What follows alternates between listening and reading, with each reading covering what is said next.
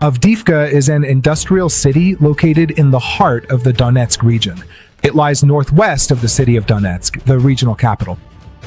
This city has been on the front line since 2014, as battles of varying intensity were fought all around it during the war in Donbass. For this reason, Avdiivka was turned into a heavily fortified city, complete with trench systems, firing positions, and concrete reinforced bunkers, all held firmly by the Ukrainian army, making it a major outpost just on the outskirts of the city of Donetsk. The Ukrainians had fortified the city, transforming its network of streets, residential homes, high-rise buildings, and the massive Avdiivka coke plant into a singular fortress. In February of 2022, the war breaks out. The Russian army's objectives include capturing the Donetsk region, and Avdivka is one of the key strategic cities. As a result of their advances leading up to October of 2023, Russian troops had managed to take the villages of Opitne, Vodiane, and Pisky to the south, as well as Kruta Balka, Kamyanka, Vesele, and Krasnogorovka to the north, creating two alarming pincer movements around the city. In this video, we will focus on the main Russian assault on Avdivka, which began in October of 2023. By October of 2023, the Ukrainian army had several forces defending the city. Chief among them was the 110th Mechanized Brigade, which had been in the city since the start of the war. It was also supported by the 5th Detachment of the National Guard's Omega Unit, and the 36th Marine Brigade, as well as the 53rd Mechanized Brigade. Outside the northern pincer, the Ukrainians concentrated the 116th and 129th Territorial Defense Brigades, while to the south, the 56th Mechanized Brigade held the line. Later, during the course of the battle, the 47th Mechanized Brigade and the 31st Mechanized Brigade would join the fight.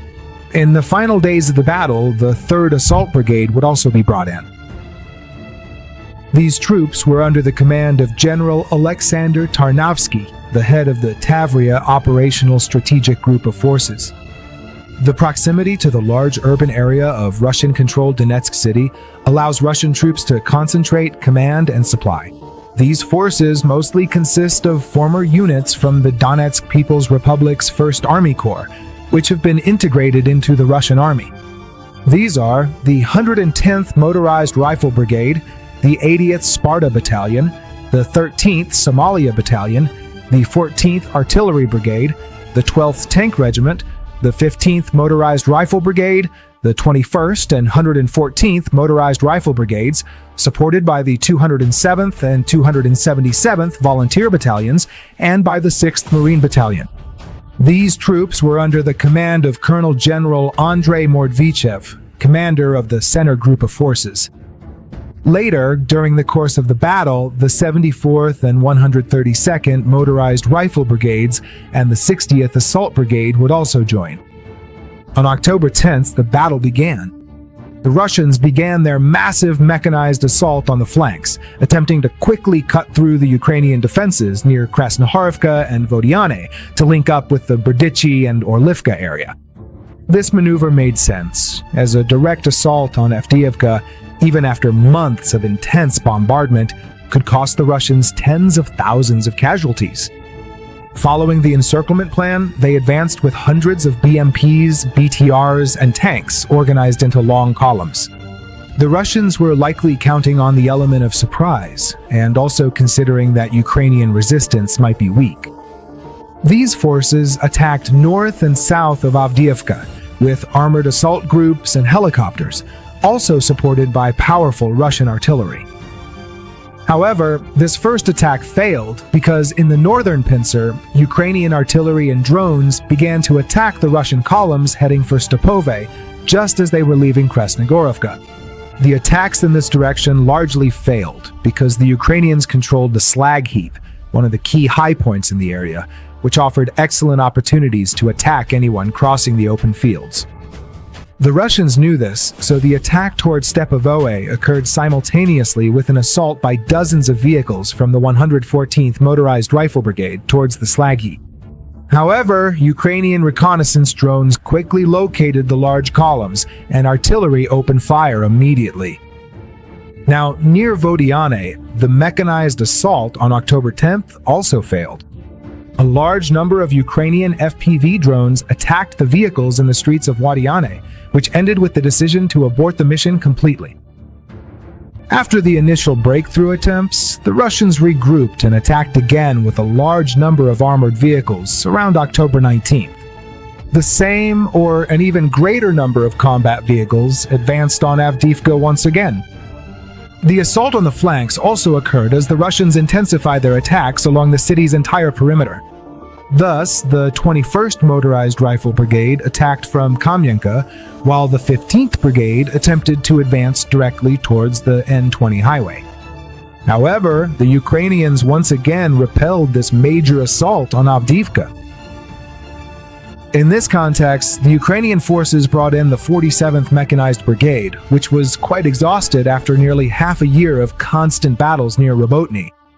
Although the Ukrainians managed to stop two large waves of Russian mechanized attacks, they eventually began to fall back.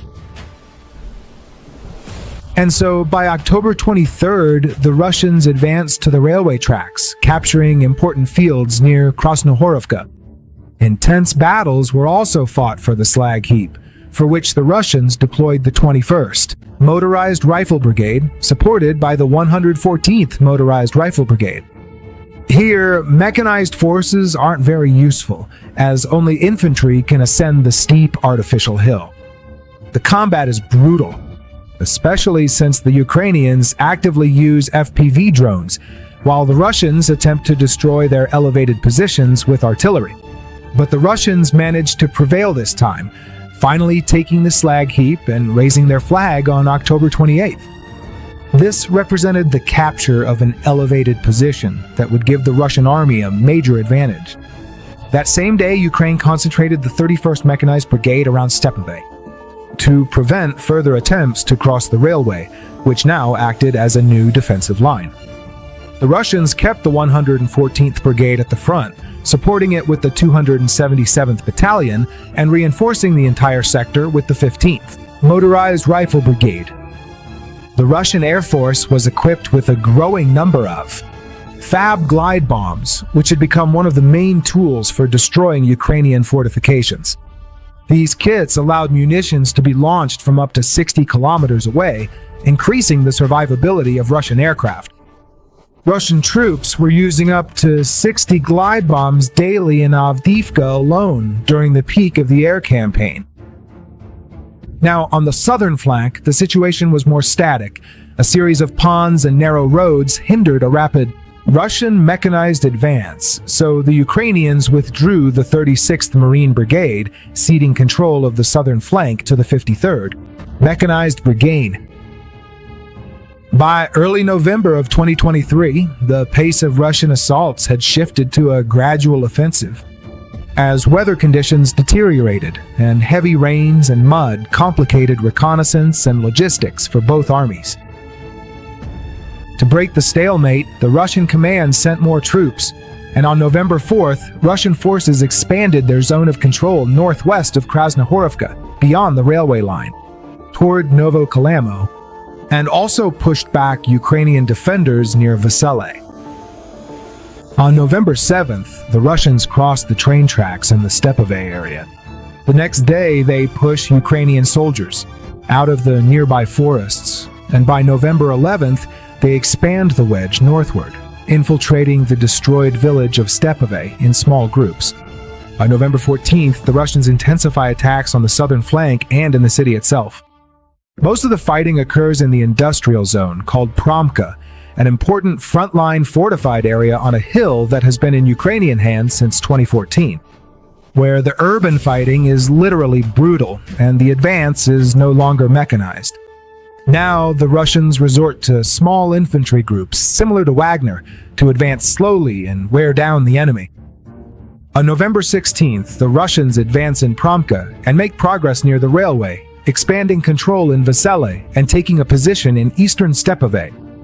2 days later, on November 18th, In an interesting maneuver to avoid attacks from the large number of drones, the Russians resort to tunnel tactics. The Russians dig tunnels under Ukrainian fortifications, placing explosives and blowing up the ground to create exits in completely devastated positions. The infantry managed to attack through the tunnel, exploiting the breach. This tactic allowed the Russians to advance near the residential buildings in Promka. By November 18th, the Russians had captured at least 60% of the southeastern industrial zone, while separately expanding the gray zone on the Stepove-Krasnogorovka axis north of Avdiivka. The situation on the northern flank becomes worrying. Exhausted and out of ammunition, Ukrainian forces slowly retreat while the Russians gradually advance. At the same time, glide bombs, artillery, and Russian helicopters attack Ukrainian positions in open fields, not just within the city where soldiers can find some cover. On November 20th, the Russians advanced north of Krasnohorivka and managed to cross another railway line. By the end of the month, the Russians in the south consolidate positions near the railway and in Promka, after hundreds of glide bombs turned the Ukrainian fortifications to dust. Then, on November 27th, Russian sources reported advances near the Yasenuvata 2 railway station and claimed that most of the southern industrial zone had been completely captured. Geolocated footage showed Russian armored vehicles operating freely and shelling Ukrainian positions in the northern part of the industrial zone, while Ukrainian infantry retreated northward toward the nearby suburbs. By December, weather conditions began to worsen, and fog started to cover all of Avdiivka. Ukrainian forces maintained supply lines in Avdiivka amidst harsh weather conditions and continuous Russian pressure from the north, east, and south. The Russians maintain a numerical advantage and achieve localized air superiority thanks to the massive use of AIB bombs. On December 2nd, the Russians begin to move their armored vehicles along the railway tracks, while firmly controlling the area behind them. The ground is no longer muddy, but frozen, allowing for the partial renewal of mechanized assaults.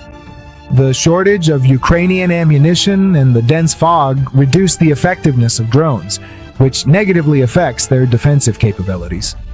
That same day, the Russians advance toward the local pumping station. On December 8th, they expand their control, and 3 days later, the Russians take the pumping station.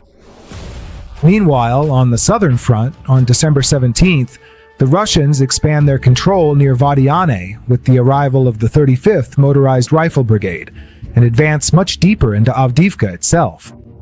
Progress on the southern flank was possible because the Ukrainians had literally run out of drones, mortars, and grenades just as the Russians launched their attack under the cover of fog. The year 2024 arrived, and in mid-January, the Russians changed tactics from trying to flank Avdivka with armored assaults to using infantry infiltration tactics to bypass Ukrainian positions. The Russians had shifted from attacking the hills and open fields north and west of the city to attacking from the south and east. Meanwhile, many Ukrainian soldiers had withdrawn to the coke plant, seen as an almost perfect defensive position, filled with tunnels, railway tracks, and alleyways, despite constant Russian shelling and frontal assaults. At the same time, Russian troops reinforced their ranks. The 74th and 132nd Motorized Rifle Brigades and the 60th Assault Brigade deployed east of Avdivka, seeking to finally open a significant breach in the city's defenses. In this context, Russian troops developed a brilliant operation that would have a direct consequence on the subsequent outcome of the battle. Direct frontal attacks had failed, so the Russians devised a creative way to surround the Ukrainian fortifications. The Russians aimed to advance toward the Tsar's Hunt and attack by surprise to encircle the Ukrainian troops. The Tsar's Hunt is a restaurant complex that is the hub of the network of fortified positions in the center of Avdiivka. The fall of this position could compromise the defense of the entire city. Between the Russian and Ukrainian positions leading to the Tsar's Hunt lay an abandoned sewer pipe that had been inactive for decades. It had become a landfill filled with water and trash. Toxic gases had accumulated in this pipe. Even the simple act of being in this underworld was mortally dangerous, not to mention everything else.